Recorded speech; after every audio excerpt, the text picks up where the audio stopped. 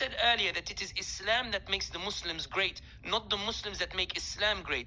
It's because when Islam became the impetus for science, when people read Maraj al-Bahrain yaltaqiyan baynahuma barzakhun la yabghiyan, that the seas have been divided, between them is a barrier that don't cross.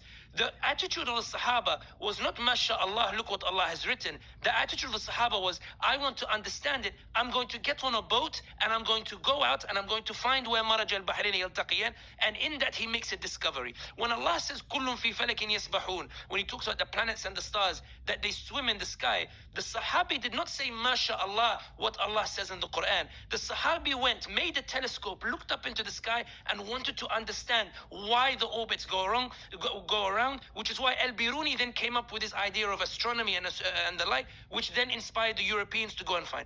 When the Quran, for example, talks about that Allah created everything from water, the Sahabi didn't say MashaAllah, everything came from water. The Sahabi said, Allah said it, I'm going to go and prove it. And so he was suddenly incentivized to go and pursue science. When Islam became the incentive to propel people in their actions in life, Muslims became great. But when Islam became habitual rituals, when it became about asceticism, when it came about solely focusing on your spiritual relationship with Allah subhanahu wa ta'ala, that's when Islam failed to lose its ability to innovate, its ability to propel people to success.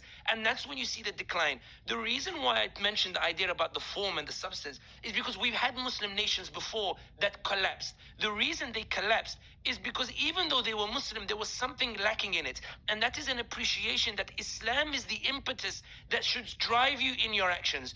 Look at what's happening in Palestine today. When I said to you earlier that Blinken buckled and that the humanitarian pause, after Blinken banned his State Department from using the word ceasefire, when Blinken is now talking about humanitarian pause, he buckled because the ordinary Muhammad, Sarah, Zara, and all these other different Muslims decided to tweet on social media. Those Muslims said to themselves, Ya Allah, I don't have an army, I don't have a foreign minister, I don't have a big business, I don't have lots of money, but I want to use the powers that you have given me in order to advance the cause of Islam and advance the cause of Palestine. They took one step, Allah took 10 and amplified the voice, and Blinken is now bucketing.